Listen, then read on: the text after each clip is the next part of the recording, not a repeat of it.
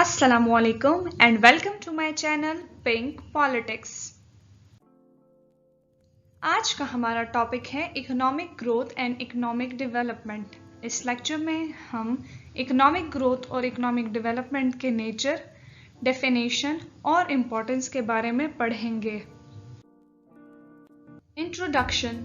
Economic development यानी मुआशी तरक्की का कॉन्सेप्ट बिल्कुल नया है। एडम स्मिथ को पहला डेवलपमेंटल इकोनॉमिस्ट कहा जाता है क्योंकि उन्होंने 1776 में वेल्थ ऑफ नेशन के नाम से एक किताब शाया की, जिसमें उन्होंने एशिया, अफ्रीका और लैटिन अमेरिका के मुआशी तरक्की यानी इकोनॉमिक डेवलपमेंट के मसाइल और अमल का बाकायदा मुताला किया। किसी भी मुल्क की इकोनॉमिक एडवांसमेंट का जायजा उस मुल्क की इकोनॉमिक ग्रोथ और इकोनॉमिक डेवलपमेंट को देखकर लगाया जा सकता है। पहले इन दोनों कॉन्सेप्ट को एक समझा जाता था, लेकिन अब दोनों में वाज़ेह फर्क है।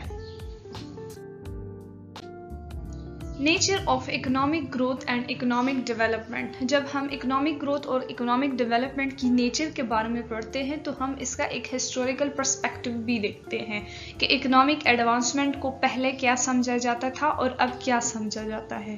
तो जो अर्लीस्ट कॉन्सेप्ट था इकोनॉमिक डेवलपमेंट का, वो कुछ इस तरह से था कि ये तीन चीज़ें वो चाहते थे कि वो हो: to expand the growth of output, to achieve sustained rates of growth of per capita income and to bring alteration in structure of production and employment। अब इन तीन चीज़ों का क्या मतलब है?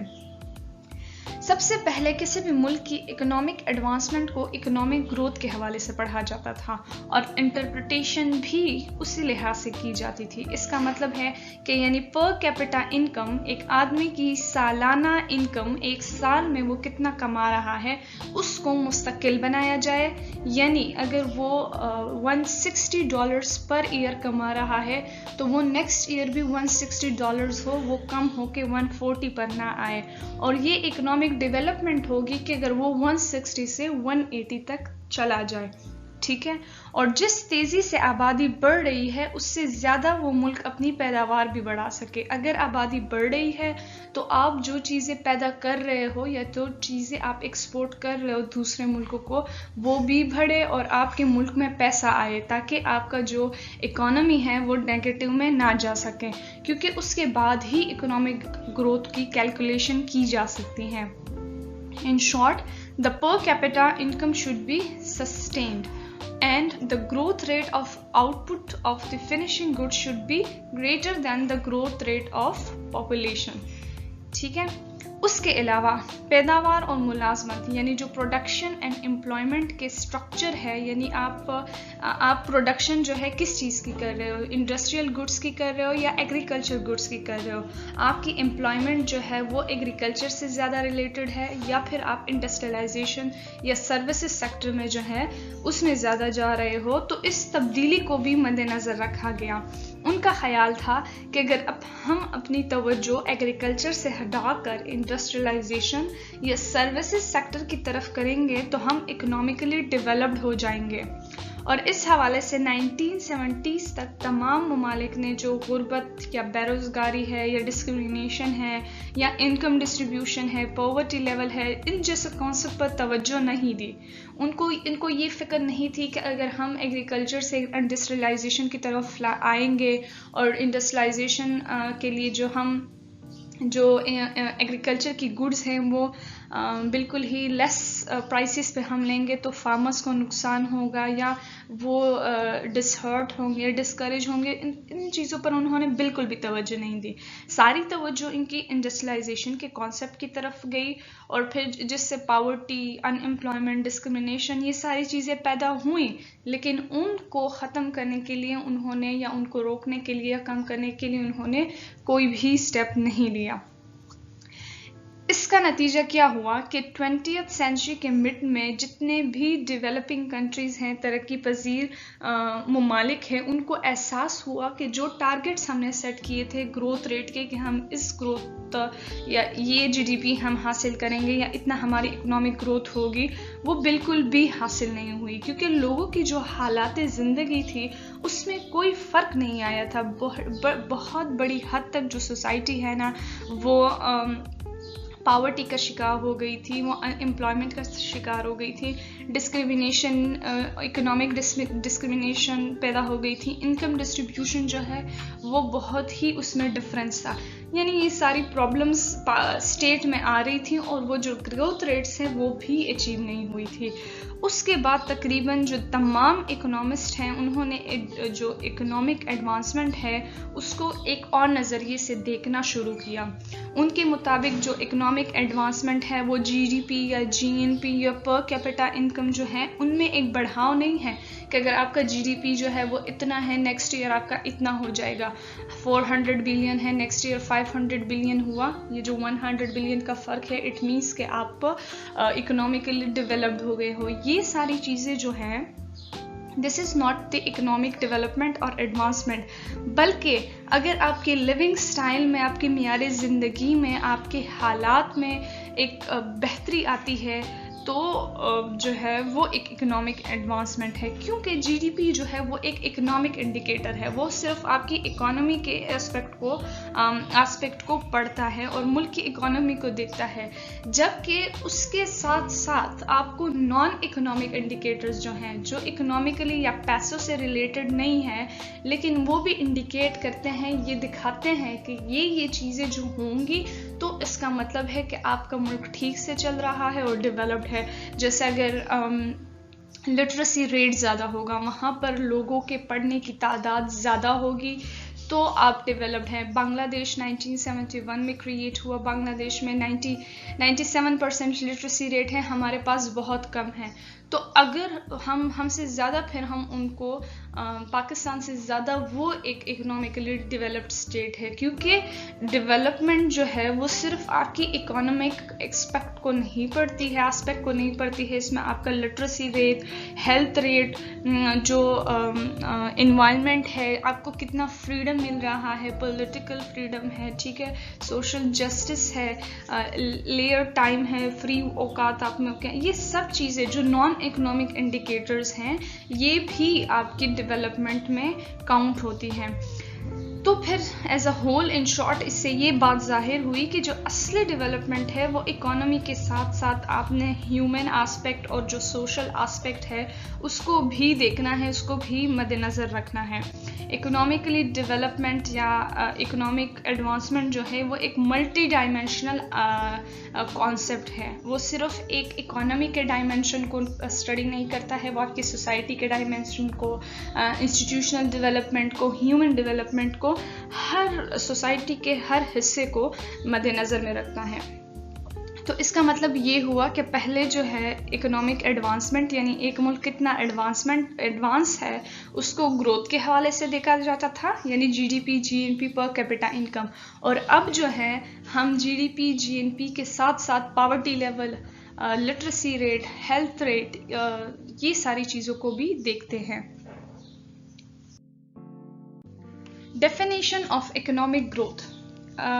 इकोनॉमिक ग्रोथ की डेफिनेशन के हवाले से अगर हम बात करें तो इकोनॉमिक ग्रोथ जो है वो एक मैक्रो इकोनॉमिक कॉन्सेप्ट है, जिसका मतलब है कि ये मजमूई तौर पर इकोनॉमी के मजमूई सलूक का मुताला करता है, यानी जो पूरी आपकी इकोनॉमी है उसकी स्टडी से रिलेटेड है। It means that it studies the behaviour of the aggregate of an economy as a whole, ठीक है। और इसके मुखालिफ या इसके बरक्स जो है वो माइक्रो इकोनॉमिक्स का कॉन्सेप्ट है, जो इकोनॉमी के इंडिविजुअल यूनिट्स की स्टडी से रिलेटेड होता है, एक यूनिट से उसका ताल्लुक होता है।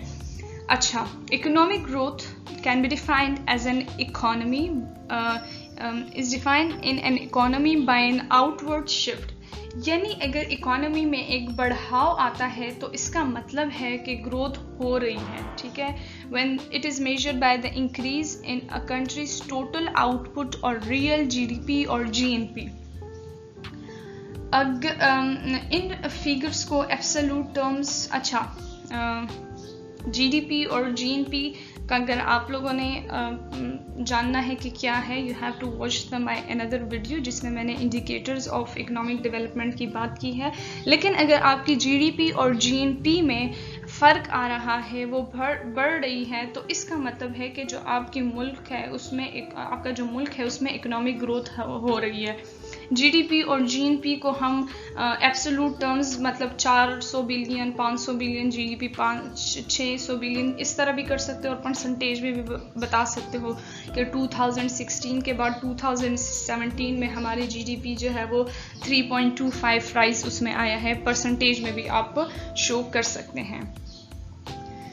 इकोनॉमी में ग्रोथ जो है वो कभी भी अकेले नहीं आती है। इसका मतलब है कि अगर आपका मुल्क इकोनॉमिक ग्रो कर रहा है तो उसका असर जो है आपके अपने मुल्क पे भी और दूसरे मुल्कों की इकोनॉमी पर भी होता है। मसलन अगर इसकी मिसाल मैं आपको ऐसे दूंगी, मसलन अगर यूएसए जो है आउटसोर्सिंग पर पाबंदी लगा दे तो इसका असर जो है वो इंडिया की जीडीपी पर भी पड़ सकता है, क्योंकि इंडिया का जो आईटी सेक्टर है वो उस पर काफ़ी डिपेंडेंट है। अब आउटसोर्सिंग क्या है? आउटसोर्सिंग एक ऐसा अमल है जिसमें एक कंपनी जो है बाहर के मुलाजमीन को मुलाजमत के अपॉर्चुनिटीज़ देती है, मौके देती है, और ये जनरली जो है पे रोल और ओवरहेड कॉस्ट को कम करने के लिए होता है। ठीक है, तो अगर आउटसोर्सिंग पर अमेरिका पाबंदी लगाएगा, अपने लोगों को कहेगा कि वो इस तरह का अमल नहीं करेंगे या इंडियन जो आईटी सेक्टर में वो काम कर रहे हैं वो नहीं करेंगे, तो इंडियन आईटी सेक्टर जो है वो काफ़ी हद तक इससे मुतासिर हो सकता है, जिससे उनकी जीडीपी पर भी असर पड़ सकता है। तो एक मुल्क का इकोनॉमिकली ग्रोथ जो है वो दूसरे मुल्क पर भी डिपेंडेंट हो सकती है और असरअंदाज भी हो सकती है। ठीक है, डेवलपिंग कंट्रीज़ के मुकाबले में जो डेवलप्ड कंट्रीज़ का ग्रोथ रेट है वो निस्बतन बहुत आहिस्ता होता है, क्योंकि वो ऑलरेडी अपनी ग्रोथ रेट हासिल कर चुके होते हैं। ये इसलिए होता है कि इकोनॉमिक डेवलपमेंट के स्टेजेस के मुताबिक वो आगे वो बहुत ही पहले जो है ना वो हाई स्टेटस पे होते हैं। फॉर एग्जांपल, दो बंदे हैं, वो एक बहुत ही आगे है, ठीक है, वो डेवलप्ड है, ठीक है, लेकिन एक डेवलपिंग कर रहा है। तो जो डेवलप्ड है उसमें ग्रोथ रेट जो है वो बहुत ही आहिस्ता होगा अगर हम कैलकुलेट करें, लेकिन जो डेवलपिंग कंट्रीज़ हैं यानी जो अभी भी कोशिश में है कि हम बढ़ें, तो इसका ग्रोथ रेट जो है वो काफ़ी हाई होगा, because that country is trying. For example 2016 में इंडिया का जो ग्रोथ रेट था वो 7.1% था, लेकिन अमेरिकन इकोनॉमी जो है वो सिर्फ 1.6% के परसेंटेज के साथ ग्रो कर रही थी। क्यों? क्योंकि वो एक ऑलरेडी इकोनॉमिकली एडवांस्ड कंट्री है। अब अगर जीडीपी अगर हम उसकी देखें तो इंडिया की 2.264 ट्रिलियन थी, लेकिन अमेरिका की 18.57 ट्रिलियन थी। असल में तो ये मुआवजा जो है वो उनके पिछले साल के साथ हो रहा है, यानी पिछले साल से वो इतना आगे बढ़े हैं। तो आई होप कि आप लोगों को जो है वो समझ आ गई होगी। डेफिनेशन ऑफ इकोनॉमिक डेवलपमेंट, जिस तरह से हमने अभी इकोनॉमिक डेवलपमेंट के बारे में पढ़ा कि इकोनॉमिक डेवलपमेंट को 1960s और 70s से पहले जो है वो इस हवाले से पढ़ा जाता था कि अगर आपकी जीडीपी और पर कैपिटा इनकम में जो है वो राइज आए या वो बड़े हैं तो या इकोनॉमिकली डेवलप्ड है। लेकिन अब हम इसको किस तरह कॉन्सेप्ट लेते हैं, ये जो थर्ड है गुनार की definition, economic development means an upward movement of the entire social system, यानी अगर आपके पूरे सोशल सिस्टम में एक अपवर्ड मूवमेंट आता है, आपकी इकोनॉमी के साथ साथ आपकी ह्यूमन डेवलपमेंट हो रही है, लोग आगे बढ़ रहे हैं, लाइफस्टाइल उनका ठीक हो रहा है, आपकी सोसाइटी ठीक हो रही है, फ्रीडम है लोगों को, ठीक है, पूरा जो सोशल सिस्टम में अगर आपकी एक चेंज आएगा then that will be economic development. World Bank की